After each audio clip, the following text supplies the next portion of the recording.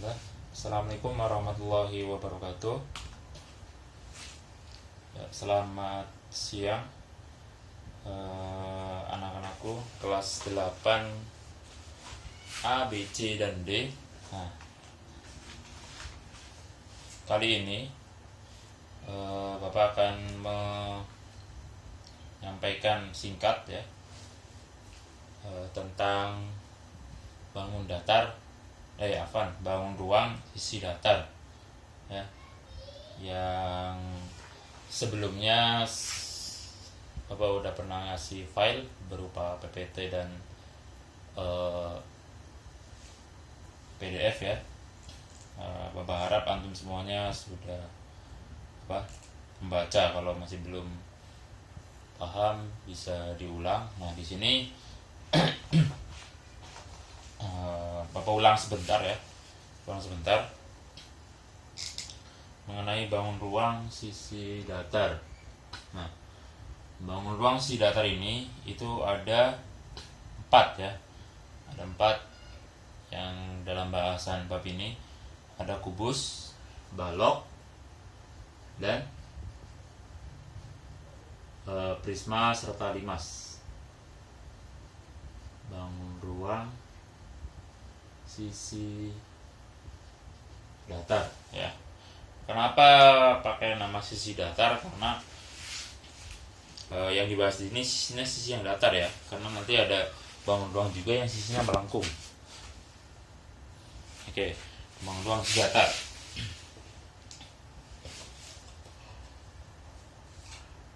Ada pertama kubus. Terus nanti ada balok,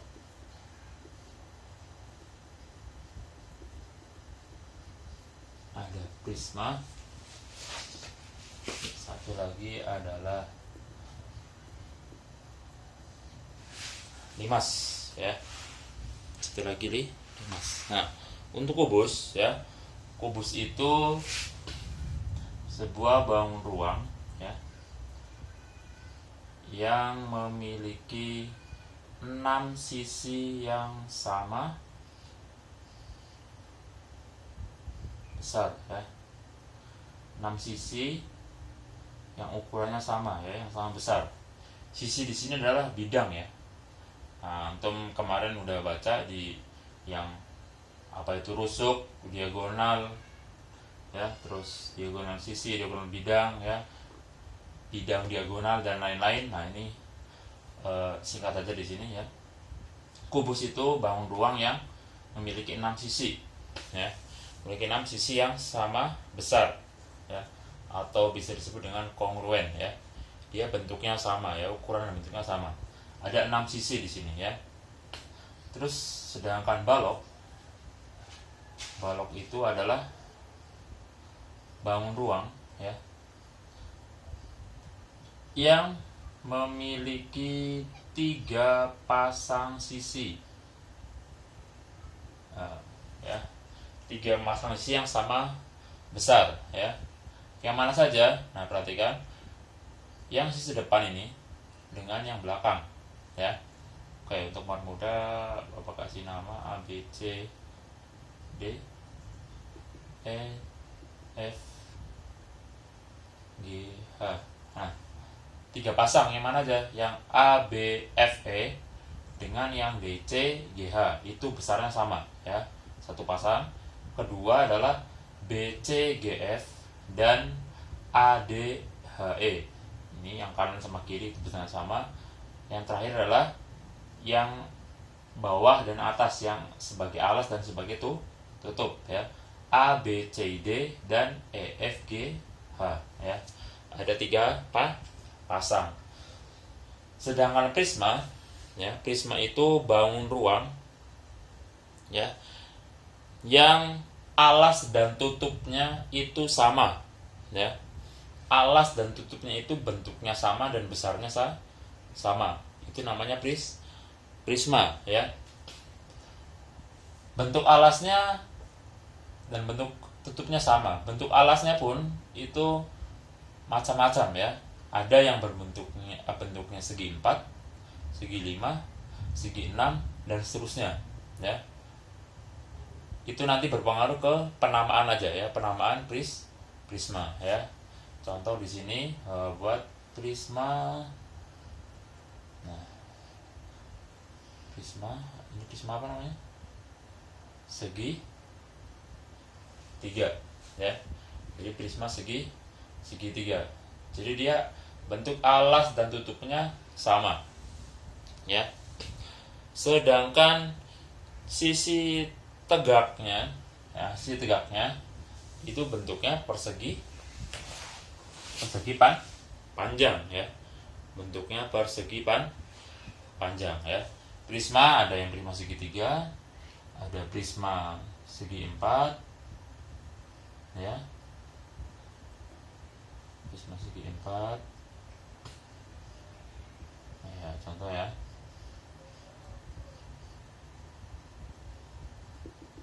Ada nanti prisma segi 5 dan lain-lain ya. Itu untuk prisma. Nah, prisma yang segi 4 itu ada yang khusus lagi, yaitu prisma yang alas dan tutupnya berbentuk kubus dan semua sisi tegaknya juga berbentuk persegi, dan sisi yang lainnya juga berbentuk persegi. Itu adalah kubus. Jadi kubus ini adalah salah satu dari bentuk prisma.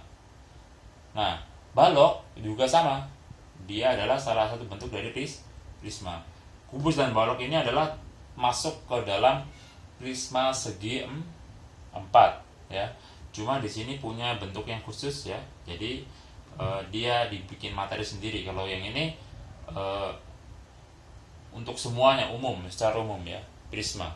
Nah, sedangkan limas itu adalah segi 4 ya, yang alasnya itu berbentuk segi N ya, jadi bisa segitiga, segi 4 dan lain-lain, dan tidak punya tutup, tapi dia punya puncak. Nah, nanti selimutnya atau sisi tegaknya itu berbentuk segi 3. Kalau prisma semua sisi tegaknya bentuknya persegi panjang ya. Cuma banyaknya nanti itu mengikuti bentuk alasnya. Kalau limas ya, ini contoh limas. Apa?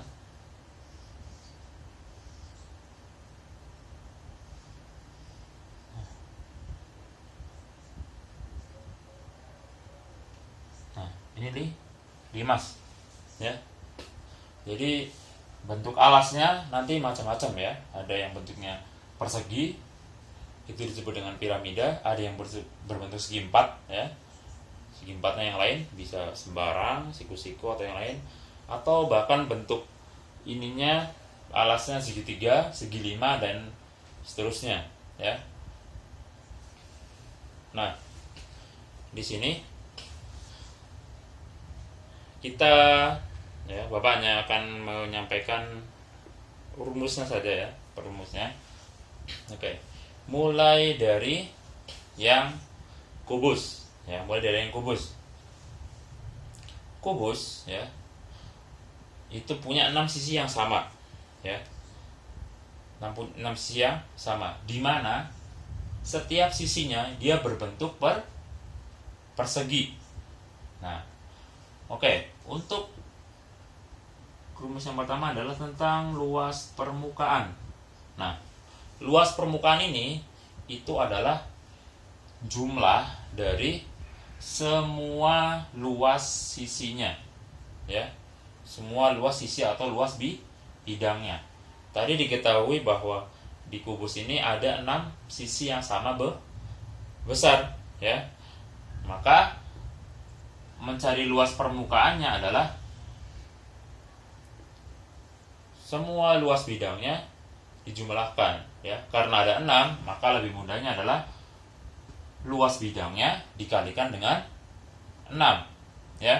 Dimana luas bidangnya, karena nanti bidangnya adalah persegi, maka luasnya adalah S kuadrat ini mewakili luas bidangnya 1 ya, dikalikan dengan 6. Ini adalah banyaknya bidang pada kubus, banyaknya bidang atau sisi pada kubus. Oke. Nah, bisa kita tulis dengan 6s kuadrat. Ya, ini masalah penulisan ya.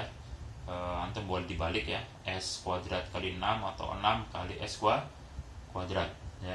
Ini tentang luas permukaan. Oke. Atau kalau yang antum menuliskan rusuknya sebagai R, maka bisa ditulis dengan R 6 kali R kuadrat ya. Boleh, sama saja ya. Oke, sama saja. Nah, berikutnya tentang balok. Nah, balok dia punya ukuran yang biasa kita sebut ini panjang, ini lebar, dan yang ini tinggi. Nah, oke. Kalau di kubus nggak ada, karena panjang, lebar sama tingginya semuanya sama. Kalau di balok dia berbeda ya, panjang, lebar kali tinggi. Oke.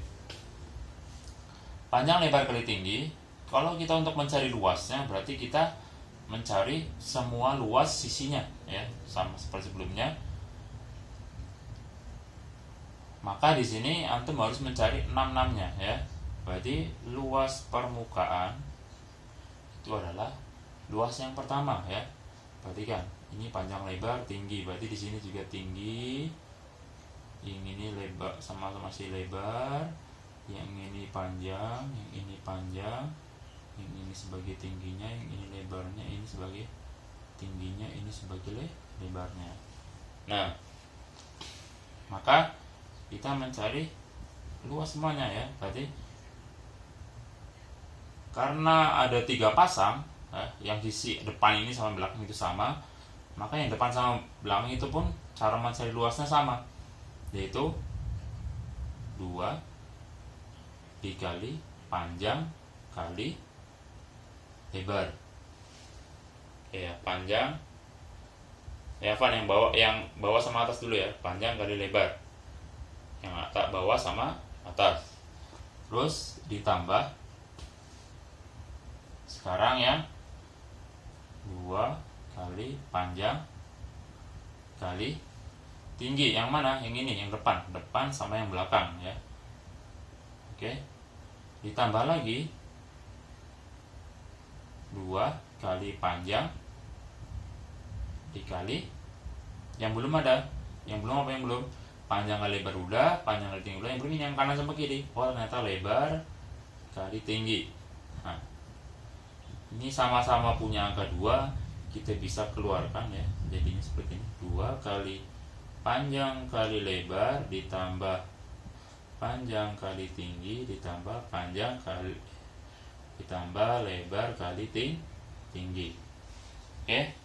Biar penulisannya lebih rapi, bisa kita tulis seperti ini. 2 kali PL ditambah panjang kali tinggi ditambah lebar kali tinggi. Oke, ini kembali dalam matematika, kalau ada variabel yang berjejeran dan tidak dikasih tanda, itu maksudnya adalah perkalian. Nah, ini untuk luas permukaan balok ya. Jadi rumusnya 2 kali panjang kali lebar ditambah panjang kali tinggi ditambah lebar kali tinggi, dijumlahkan hasilnya kali 2 ya. Itu untuk yang balok. Sedangkan prisma ya, untuk prisma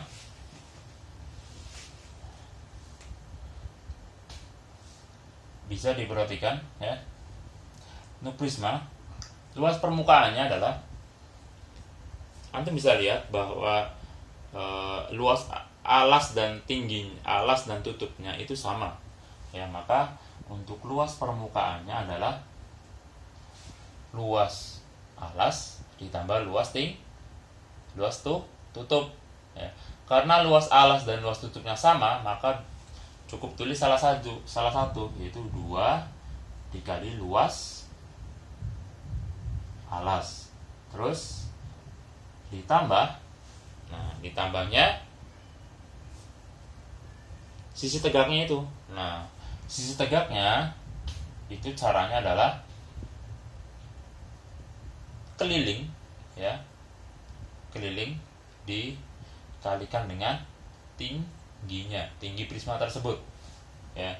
Berarti ini apa nih, biar lebih jelas, 2 luas alas ditambah keliling dikali dengan tinggi, ya. Oke, ya. 2 luas alas tambah keliling tambah kali tinggi. Kelilingnya keliling apa? Yang pasti keliling alas. Berarti luas permukaan itu 2 luas alas ditambah keliling alas kali tinggi, ya. Oke. Nah, oke, ya. Terus untuk yang limas, ya, yang limas,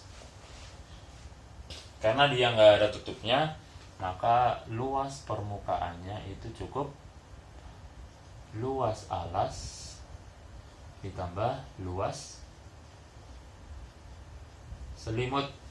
Luas selimut itu apa? Ya, luas sisi tegak. Jadi ini ada segitiga, ada berapa, dijumlahkan semuanya, ya, itu, ya. Jadi bisa disingkat, luas permukaan adalah luas alas ditambah luas selimut. Nah, ini bahasanya juga bisa diganti dengan luas sisi tegak, ya. Jangan bingung, oke. Nah, berikutnya tentang volumenya. Tentang volumenya. Nah, perhatikan, kubus dan balok itu termasuk prisma. Nah, untuk volume, ketiga bangun ini, kubus, balok, dan prisma, itu memiliki rumus dasar yang sama, ya.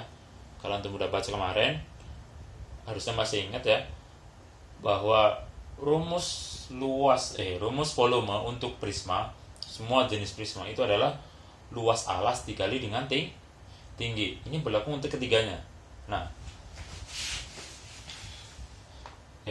volume itu luas alas, kelihatan nggak tulisannya? Coba nanti yang lebih jelas saja, ya. Volume itu luas alas kali tinggi. Nah, untuk kubus, luas alasnya adalah dia bentuknya persegi. Persegi itu luasnya adalah sisi dikali si atau R dikali R, maka S kuadrat. Nah, untuk memulai luas alasnya, sedangkan tingginya tidak lain adalah S itu sendiri, ya. Ini S. Nah, maka S kuadrat dikali S. Ini sama-sama S, ya. S-nya sama, maka jadinya S pangkat 3.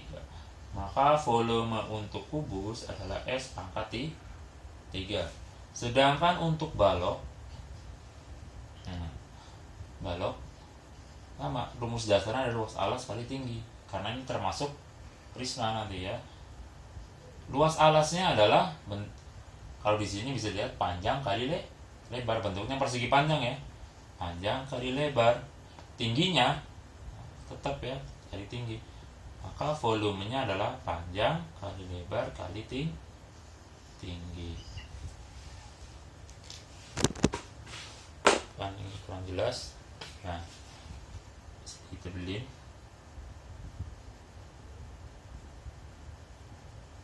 kali lebar kali tinggi. Oke. Nah, untuk prisma, ya, sesuai dengan rumus dasarnya, luas alas kali tinggi. Ini rumus untuk prisma, ya, volumenya. Sedangkan untuk limas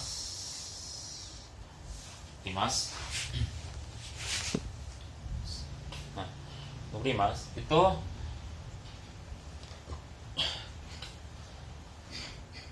sepertiga luas alas kali tinggi. Ya.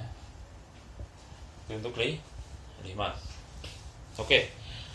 Ada beberapa catatan ya untuk limas. Untuk limas ada beberapa catatan. Mungkin kemarin udah ada beberapa yang tahu ya. Ini bawa gambar di sini biar jelas ya.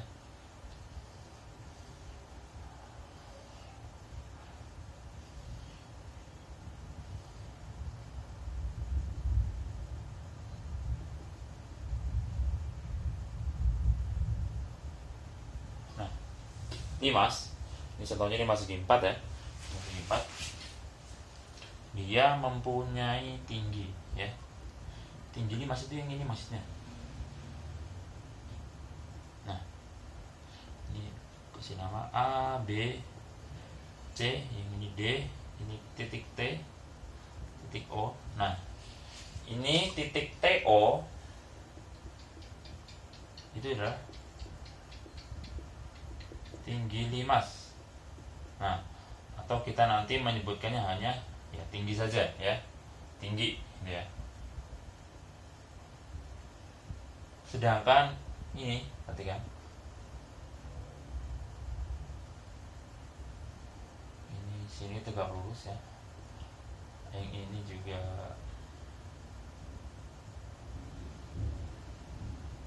lurus. Nah, yang ini itu adalah ini tinggi ya. T aja biar ini tinggi selimut ya, titik E. Nah, sedangkan TE itu adalah tinggi sisi tegak atau selimut ya. Jadi yang TE itu adalah tinggi sisi tegak atau tinggi selimut ya, atau tinggi segitiga yang ini ya. Nah, karena nanti itu antum harus bisa membedakan ya. Kalau di soal ada tinggi limas, maka yang dimaksud tinggi limas dari ini, titik puncak ini sampai dia tegak lurus dengan bidang alas, itu namanya tinggi limas ya. Kalau tinggi sisi tegak itu yang ini, T sampai E ini, yang miring gitu ya. Nah, jadi atau yang segitiga ini dibelah jadi dua ya. Nah, dia ada tingginya tuh. Nah, itu. Nah, nanti untuk mencari tinggi ataupun tinggi limas itu kita akan kembali lagi ketemu dengan Pythagoras gitu ya. Jadi kalau diketahui luas alas, sisi alasnya berapa, terus diketahui tinggi sisi tegaknya berapa, nanti bisa dicari tinggi limasnya ya. Jadi antum nggak boleh mencari misalkan volume ini menjadi volume menggunakan tinggi limas, salah, keliru ya. Terus atau antum mencari luas selimut ya, atau mencari luas sisi tegak, ternyata yang dipakai adalah tingginya tinggi limas, salah. Padahal yang harusnya yang dipakai adalah tinggi selimut ya, untuk mencari luas permukaan ini ya. Nah, ini kan bentuknya segitiga, alasnya berapa, tingginya berapa. Ternyata yang tingginya dipakai tinggi ini. Jadi antum harus diperhatikan ketika limas, antum harus pastikan tingginya ini tinggi apa, tinggi limas atau tinggi sisi tegak ya. Oke, kemarin Bapak sampaikan ke beberapa bahwa untuk mencari luas permukaan nanti kita urusannya dengan tinggi sisi tegak atau tinggi selimut. Tapi kalau untuk mencari volume ya, rumus yang ini ya, volume itu tinggi yang dipakai adalah tinggi limas ya, atau kita bisa menyebutnya tinggi gitu ya. Tinggi limas berarti yang ini. Kalau tinggi selimut ya ngono ya, itu tentang limas ya, tambahan karena kemarin di awal ada beberapa yang masih salah paham ya, karena menganggapnya itu sama padahal berbeda. Nah, nanti insya Allah ada Bapak kasih contoh-contoh soal ya, walaupun kemarin sudah. Nanti yang lebih ke mungkin ada soal-soal penerapan ya, yang bentuknya soal cerita. Nah, oke. Untuk bangun ruang sisi datar ya, insya Allah ini sesi pertama, nanti ada sesi keduanya. Cukup di sini. Semoga bisa dipahami ya, bisa dipahami. Nah, jangan lupa untuk matematika itu selain antum mudah tahu rumusnya ya, dipakai gitu ya, sering latihan ya. Kalau antum bawa buku paket, silahkan coba latihannya, atau antum cari di internet banyak ya soal-soal latihan mengenai bangun ruang isi datar ya. Biar antum lebih paham penggunaannya ya, nggak kebalik lagi ya. Karena di awal juga masih banyak yang keliru mengenai luas permukaan. Dikiranya luas permukaan adalah hanya luas satu bidang saja, padahal semuanya ya. Oke. Cukup sekian, terima kasih ya. Kita lanjut nanti di sesi yang kedua. Assalamualaikum warahmatullahi wabarakatuh.